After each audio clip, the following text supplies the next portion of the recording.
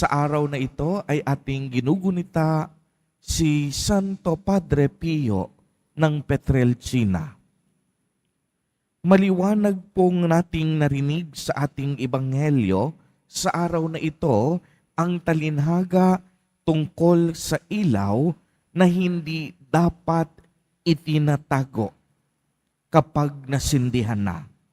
Sabi ni Jesus Nazareno na walang sino mang tao ang magtataklob ng ilaw sa ilalim ng banga o kaya maglalagay nito sa ilalim ng higaan.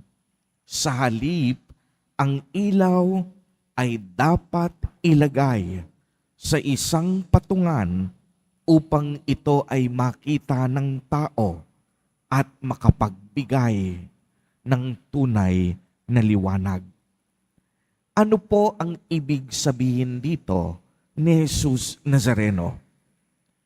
Tulad po ng isang ilaw na nasindihan na, dapat na itong magliwanag upang maging tanglaw sa iba.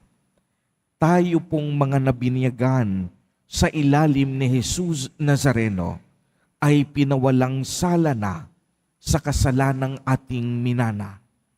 Tayong mga disipulo niya ay isinugo niya upang ipagpatuloy natin ang mga gawaing misyon na sinimulan niya.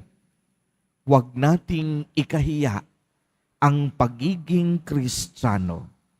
Gamitin natin ng tama at mabuti ang mga biyaya at grasya na ipinagkaloob sa atin ng Diyos.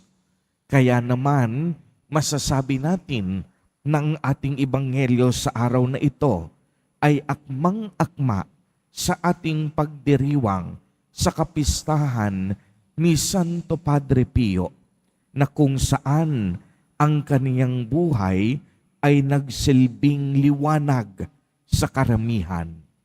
Noong Mayo 25, 1887, isinilang po si Padre Pio mula sa simpleng pamilya na magsasaka sa Pietrelcina.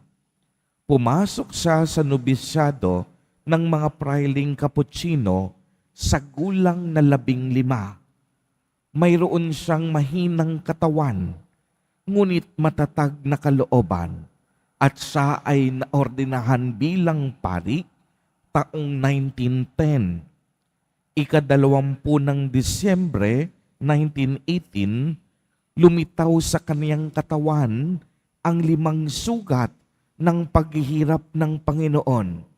At siya po ang kauna-unahang pari na nagkaroon ng stigma sa kasaysayan ng ating simbahan. Hindi rin mabilang ang dami ng tao ang nangumpisal sa kanya at marami pang natanggap sa pamamagitan ng kaniyang banal na pagpapayo at espiritual na pamamatnubay.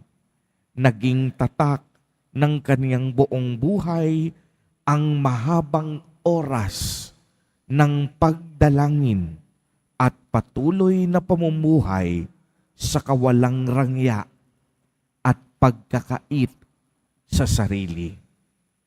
Tunay nga pong ang buhay ni San Pio ay isang buhay na kapupulutan natin ng aral at inspirasyon. Kaya naman, si Padre Pio ginawang instrumento ng Diyos upang maging daluyan ang kaniyang buhay ng awa at pagmamahal ng Diyos. Mga kapatid kay Kristo, sa pagpapatuloy po natin ng banal na Eucharistia, naway atin itong maisapuso na tayong lahat na pinagpala ng Diyos, naway, kagaya ni Padre Pio, maging pagpapala din para sa iba. Amen. Purihin at dakilain natin ang ating Panginoon, ang mahal na poong Jesus Nazareno.